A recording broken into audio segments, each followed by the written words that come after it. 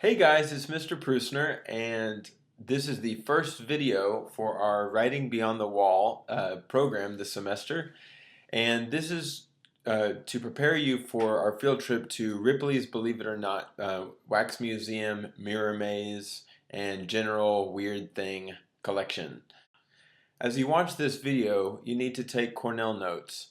If you've done Cornell notes before, you know that on the left side, questions and key vocabulary go on the left column. On the right side, the definitions and the actual notes go in the right column. And at the top, you have a question that is guiding your note taking for that lesson. For example, this lesson is about how to pass or how to write a successful piece of literary writing. And then at the bottom, you have the summary or your reflection about what you learned from the lesson. So make sure you get your notes ready and let's get started.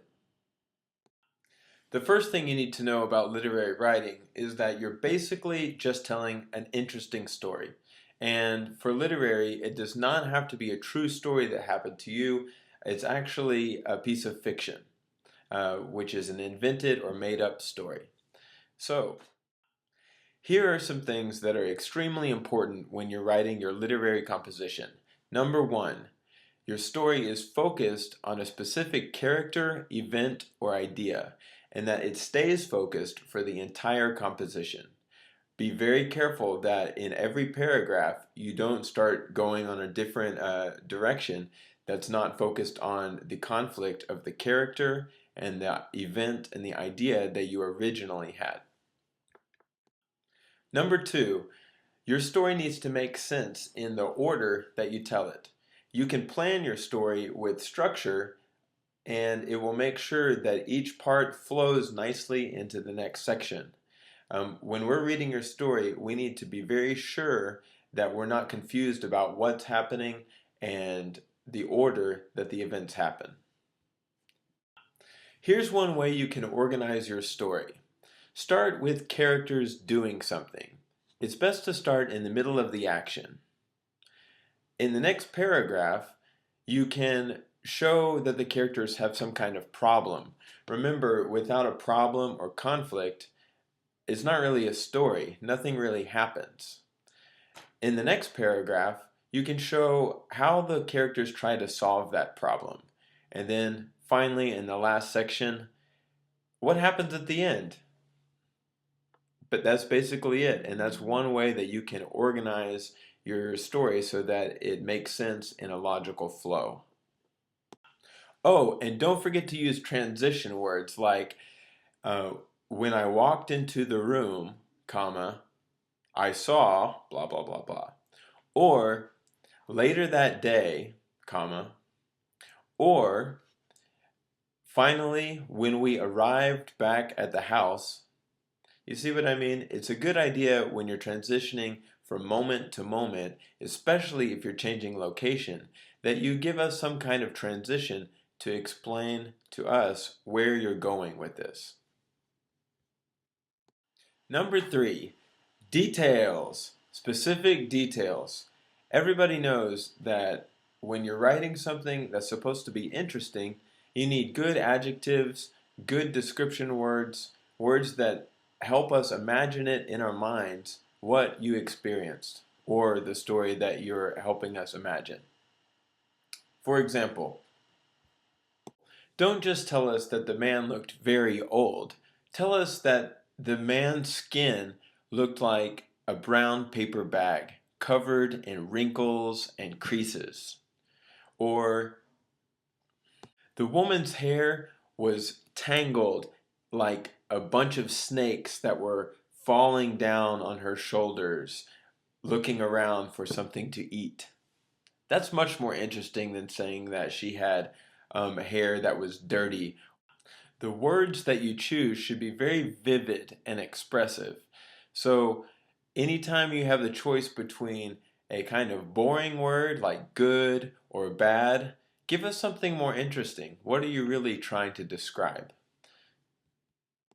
Which brings us to number four, your language. your grammar, spelling, punctuation, the way that you put sentences together, it's all very important for communicating clearly the idea you're trying to get across.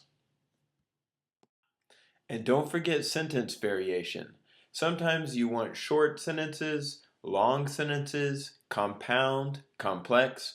It's a good idea to pay attention to the rhythm of your sentences and what kind of style you are presenting to the reader. For example, she thought she would be trapped for an eternity in the maze of mirrors. She froze. Nothing she could do could lead her to the right exit. You see what I mean? Some sentences long, some short, but it needs to be a controlled combination where you're really doing the things that you want to be doing when you're communicating your story. And don't forget, whenever you write your composition, you should write it one time for practice, and then the second time, go through and really look at your verbs, your grammar, your punctuation, your spelling, and make sure that every sentence has a period at the end. It's something simple, but it makes a real difference in what the reader is able to understand of your writing. Now that we've come to the end of our lesson, this is what you do next. First, take the quiz based on the information in this video. We want you to really memorize the things that are required for this kind of writing. Then, when we go to the field trip and we come back, we're going to ask you to write a composition inspired by something that you saw on the trip. For example, if you saw a piece that was really strange and weird, and maybe it was a wax sculpture, maybe that wax sculpture could be a character in your story. Or maybe there was an object that really got you thinking about a piece of science fiction or a horror story, something that you could really take and run with it and develop a good idea that's going to be exciting and interesting for us to read. Remember to use all the techniques we've talked about in this lesson. Specific details, organization, structure, good spelling and grammar, and similes, metaphors, anything that you've already learned how to do, we want you to be able to show off in your composition about this amazing experience. Thanks for joining me, Mr. Pruessner, on this lesson on literary writing. I hope it was helpful to you.